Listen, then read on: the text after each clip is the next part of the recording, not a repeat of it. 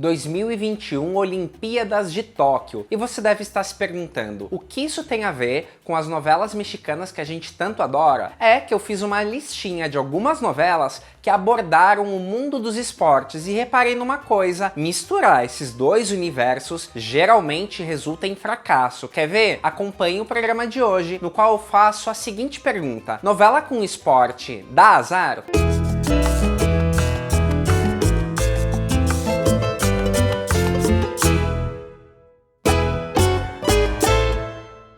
Olá, meu nome é Thiago Fernandes e esse é o Almanac Latino, o canal onde novela mexicana é levada a sério. Antes de mais nada, eu quero pedir um favor: se inscreva no nosso canal, acione esse sininho que vai te avisar a cada vídeo novo que chegar por aqui. Com isso, você ajuda bastante o canal a crescer. O esporte favorito dos brasileiros também é uma paixão entre os mexicanos. Estou falando, lógico, do futebol. Tanto que várias vezes ele se uniu aos enredos das telenovelas. Em 2002, ano da Copa do Mundo no Japão, a Televisa produziu a novela El Juego de la Vida. Essa trama original conta a história de 4 amigas, muito diferentes entre si, que se unem também para participarem de uma equipe de futebol feminino. El Juego de la Vida trouxe a estreia da atriz Sara Maldonado como protagonista. Isso frustrou muitos fãs do casal de atores Valentino Lanús e Ana Layevska, que tinham sido um sucesso na novela Primeiro Amor a Mil por Hora. Durante os preparativos para a novela,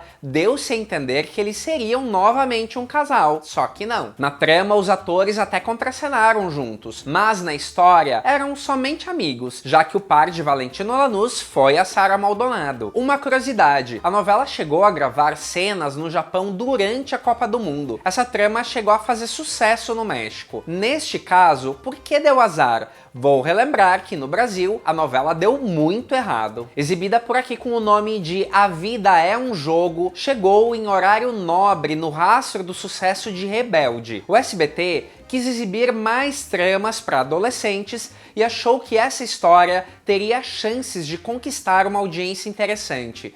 Mas os índices foram tão ruins que a emissora não pensou duas vezes, cortou a novela. Mas, diferente de outras vezes, em que a edição vai picotando os capítulos para chegar ao final logo, A Vida é um Jogo simplesmente um dia estava num capítulo normal e no outro começaram a ser exibidos os momentos finais da novela. Ou seja, todo o meio da novela ficou inédito por aqui, um verdadeiro buraco negro. Resultado: se El Juego de la Vida teve 165 capítulos originalmente, A Vida é um Jogo durou apenas 36, e o público que lute para entender como os personagens chegaram até ali. Tem horas que o fracasso é tão grande que é preciso tomar decisões drásticas. Foi o que a Telemundo fez em 2006 com a novela Amores de Mercado, com Paula Rey, Michelle Brown e Maurício Islas como o grande vilão. Na trama, um jogador de futebol muito famoso precisa refazer a vida dele após um acidente que o afasta dos campos. Mas a coisa estava indo tão mal que o escritor foi substituído. A novela até de nome trocou no meio do caminho e passou por um relançamento. De Amores de Mercado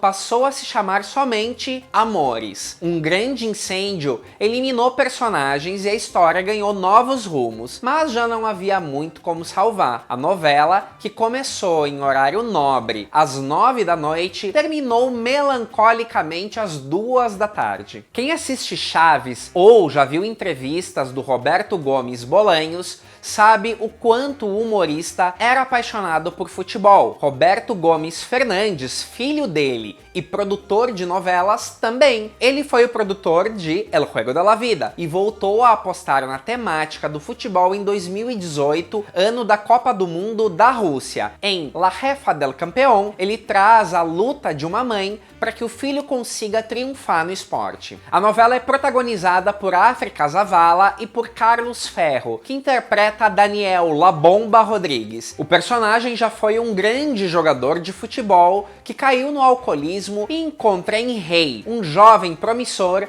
a chance de se reconectar com o esporte. Ao mesmo tempo, ele se apaixona por Tita, mãe do rei, que faz de tudo pelo bem-estar dos filhos. Essa novela é remake de uma trama colombiana chamada La Mamá del Diez, que trazia como mãe e filho protagonistas dois atores negros, coisa muito rara de se ver em novelas latinas. A versão mexicana é levemente mais dramática que a original, e como deu pra ver pelo que eu contei da história, traz muitas tramas de superação. Só que apesar da produção ser muito bem feita e das boas intenções dos envolvidos, La Jefa del Campeón passou bem longe de ser um sucesso, tanto que teve a trajetória encurtada e terminou com pouco mais de 65 capítulos. Apesar disso, fique registrado, eu adoro o tema musical dessa novela. Um ano antes, em 2017, foi a vez da produtora Nathalie Lartiloux a apostar no mundo esportivo como pano de fundo de uma trama. Mas, dessa vez, nada de futebol. Em El Vuelo de la Vitória, temos uma protagonista que é um talento do atletismo. Só que para Vitória, vivida pela atriz Paulina Gotto, muita coisa dá errado quando ela tem 15 anos e vai pro reformatório depois que uma amiga é atropelada e a culpa recai na nossa mocinha. Durante esse tempo, Vitória tem o apoio incondicional de Andrés, vivido por Mané de la Parra, como o amor de infância dela. Ao mesmo tempo, ela se apaixona pela voz do locutor Raul, vivido por Andrés Palacios. Quando a atleta sai da prisão, está formado o triângulo amoroso principal da história. El Vuelo de la Victoria é a versão mexicana de um grande sucesso venezuelano de 1994, chamado Como Tu Ninguna, responsável por transformar Gabriela Spanik numa estrela. Diferente da versão original, que foi super esticada de tanto sucesso que fez, a produção mexicana parece daquelas tramas em que nada dá certo. E dá-lhe mexer no elenco, convocar nomes importantes para chamar atenção e inventar de tudo para salvar a audiência. Até que chega no final e parece que os envolvidos simplesmente desistiram de tentar e mandaram tudo pro inferno. Alerta de spoiler que eu vou contar a seguir. No último capítulo, depois de enfrentar 1001 situações, Vitória teria o final feliz dela ao lado de Raul, o locutor. Só que resulta que tudo era um sonho da protagonista, que segue presa. Daí, ela sai da prisão com a ajuda de Andrés, o amor da infância,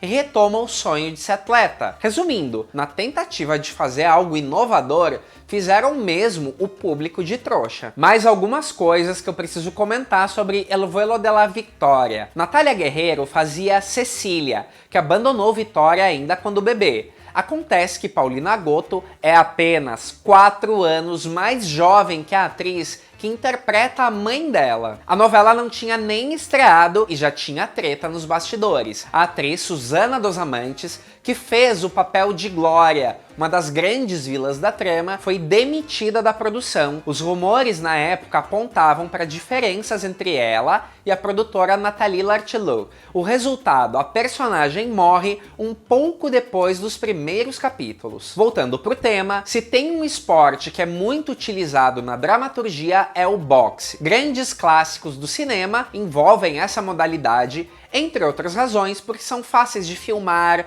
de fazer o público entender o que está acontecendo e se emocionar. Em 2008, a produtora Angelinesma produziu a novela Un Gancho al Corazón para a faixa de comédias da Televisa. Nos papéis principais, Dana Garcia e Sebastián Rulli. Ela vive Valentina La Monita, uma jovem que tem um grande talento pro boxe, mas que se machuca em uma luta e precisa procurar emprego numa empresa. Lá, ela se apaixona pelo chefe, que é um ex-corredor de automobilismo. Claro, ele tem uma noiva que tá totalmente interessada no dinheiro dele. Essa novela, que até é simpática, nunca foi bem de audiência. No entanto, durou inexplicáveis 220 capítulos no ar. Apesar do casal formado por Dana Garcia e Sebastián Rulli ser bacana, quem roubou a cena foi um par inesperado, formado por Constança, a noiva vilã vivida por Laisha Wilkins, e Beto, o eterno noivo meio malandrão da protagonista, interpretado pelo ator Raul Araiza. Eu acho que um dos fatores que influenciaram para a novela não ter ido bem de audiência é a trama excessivamente leve. Falta um conflito maior. Apesar do título,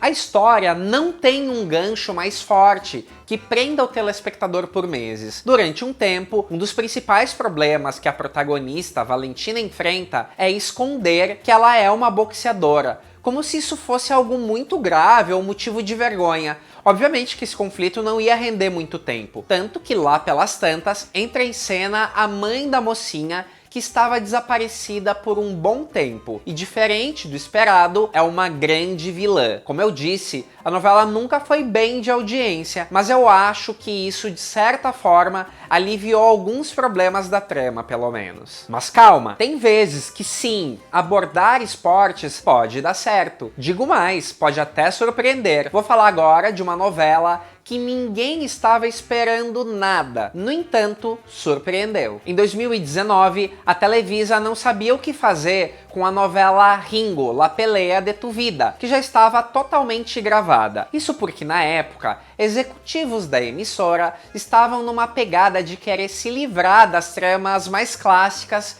e apostar em histórias com estruturas mais de série, temáticas mais ousadas e por aí vai. Chegaram a cogitar pegar o material produzido e editar para, ao invés de exibir os 81 capítulos originais, transformar em míseros 20 episódios. Isso mesmo, além de tudo, iam jogar dinheiro fora. Só que voltaram atrás e decidiu-se então exibir Ringo na íntegra. Resultado? A trama, no molde de novela clássica, deu mais audiência que os experimentos inovadores daquele momento. Além disso, dobrou a audiência da atração anterior do horário, que, diferente da produção de Lucério Soares, sim, foi uma grande aposta da emissora. Mas do que se trata a novela? Ringo é um campeão de boxe que tá na pior. Isso porque o protagonista, vivido por José Ron, acaba de perder o título nacional para um rival que não só ganhou o título, também conquistou a esposa do lutador. Mas essa ex agora quer a guarda do filho deles, e o Ringo precisa de uma renda fixa de trabalho